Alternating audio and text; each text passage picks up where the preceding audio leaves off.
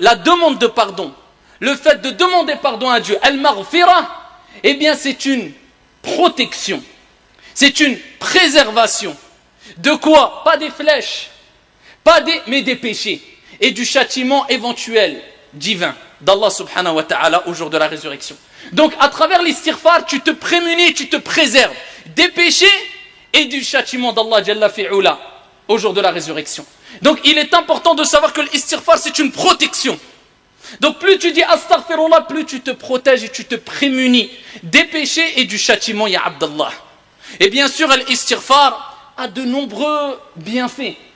Et parmi ces bienfaits, eh bien, on peut citer un récit assez connu du grand ascète, du grand pieux prédécesseur Al-Hassan al-Basri, rahimahullah ta'ala, lorsque 3 hommes différents sont venus l'interroger. 3 personnes différentes sont venues l'interroger. Une première personne a dit, ya imam, il est venu lui poser une question. Il lui a dit, mon jardin, eh bien, est touché par la sécheresse. Que dois-je faire? Il lui dit, implore le pardon d'Allah tabaraka wa ta'ala. Dis, astaghfirullah. On a bien compris, pas qu'une fois, pas 2 fois. Mais plus tu vas l'augmenter, et plus cela te sera bénéfique. Et vous voyez, un terme qui nous paraît simple et court, mais renferme d'énormes trésors. Et ça, c'est la richesse de l'islam et la richesse aussi de la langue arabe. Eh bien, ici, il lui dit, eh bien, augmente le pardon, la demande de pardon à Allah tabaraka wa ta'ala. Dis, astaghfirullah. Khalas. Un deuxième est venu le voir. Il lui a dit, ya imam, je n'ai pas d'enfant. Il est touché par ce qu'on appelle aujourd'hui la stérilité. Je n'ai pas d'enfant. Que dois-je faire? Il lui dit, implore le pardon d'Allah Jalla wa ala. Augmente al-istighfar, le fait de dire astaghfirullah. Repends-toi auprès d'Allah Azza wa Jalla, demande pardon. Un troisième est venu le voir. Et lui a dit, ya imam, il dit, je suis touché par al-faqr, la pauvreté. Il lui a dit, implore le pardon d'Allah Azza wa Jalla. Demande pardon à Allah subhanahu wa ta'ala. Une personne qui était en présence de Al-Hassan al-Basri a dit, ya imam, comment cela se fait-il que aux 3 personnes qui sont venues avec 3 situations différentes, tu leur as donné la même et unique réponse? Eh bien, il lui a répondu tout simplement en disant, car je ne vais pas au-delà du Coran.